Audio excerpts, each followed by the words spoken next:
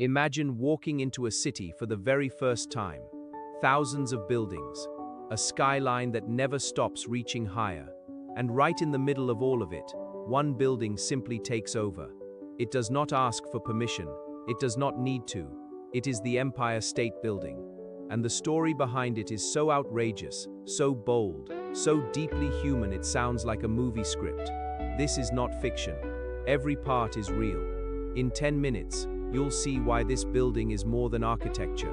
To understand the Empire State, you need to understand what New York was like in the late 1920s.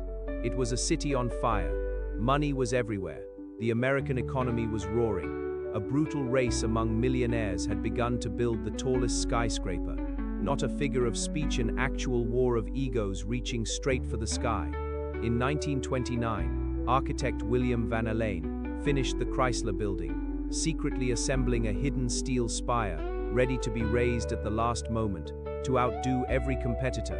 The Chrysler Building reached 1,046 feet and became the tallest on Earth, holding the title for 11 months before someone planned something even bigger. Every time you think you have reached the limit, someone decides to push a little further. John Jacob Raskob was the kind of man who understood money like few people ever do. Former vice president of General Motors, former director of DuPont, a man who had spent decades building fortunes.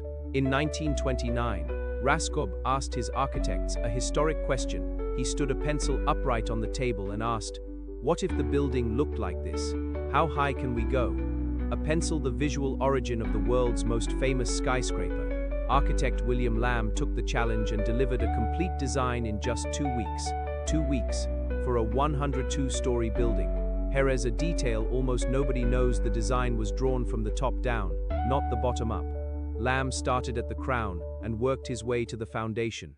It was more efficient that way, allowing him to maximize every setback required by Manhattan's zoning laws without wasting a single square foot.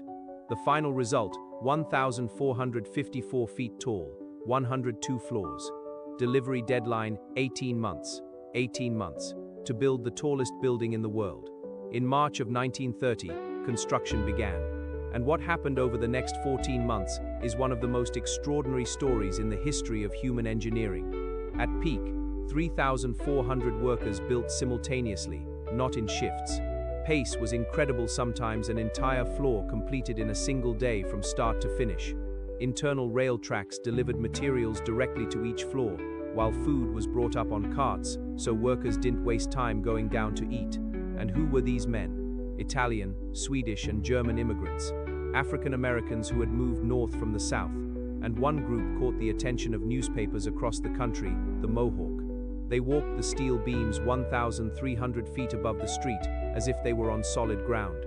No safety net, no harness, just the wind off the Hudson River hitting them in the face. Red-hot steel rivets were thrown through the air, caught in metal buckets, and hammered into place. The cycle repeated dozens of times an hour, across the Empire State's rising frame. It was an industrial ballet at the top of the world, and those men made it look effortless. But every act of greatness comes with a price. During construction, at least 5 workers died in accidents on the job. 5 lives, 5 families. And there is a piece of context that must be said out loud. Construction started in March of 1930, 6 months after the stock market crash of 1929. The Great Depression was tearing through America.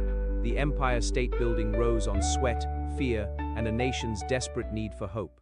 The Empire State Building was built on sweat, fear, and the despair of a nation that desperately needed something to believe in.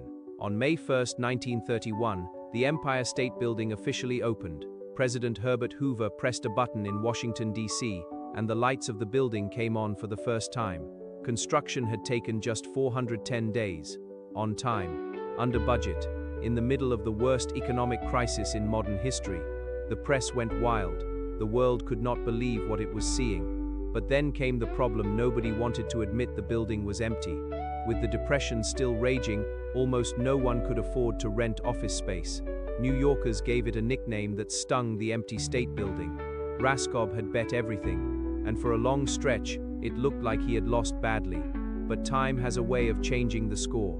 July 28, 1945. World War II. Japan is days away from surrender. New York City is buried in thick fog.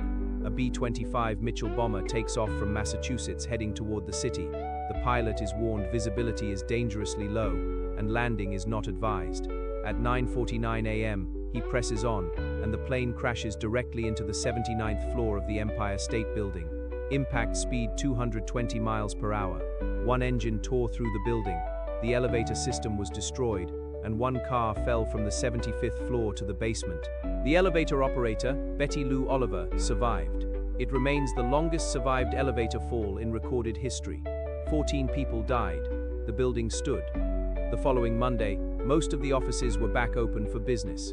It took a warplane to the side, and it stood. That tells you everything about what this building is made of. Today, nearly a century later, the Empire State Building still stands.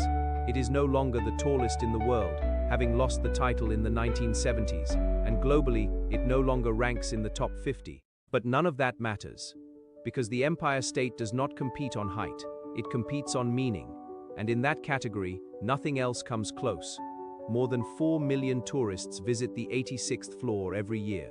The tower's lights change for causes, celebrations, and historic moments, with over 200 combinations annually. In 2001, after the Twin Towers fell nearby, the Empire State once again became New York City's tallest building, a return to the top no one wanted, for reasons unspoken. In 1933, King Kong climbed this building on screen. That was not random. The building was already the ultimate symbol of human ambition. The most powerful creature in fiction was placed here because nothing smaller would have made sense. Sketched with a pencil on a conference table, built during the darkest economic moment of the 20th. Opened empty, hit by a warplane. And it is still there, still lit up, still visited, still loved. The Empire State Building is proof that when human beings truly decide something is going to happen, not as a speech but as a real commitment, the impossible becomes an address. Next time a challenge feels too big, remember the Empire State Building built in the worst economic crisis, by men risking their lives daily, in just 18 months. If they could do that in 1930, imagine what you are capable of today.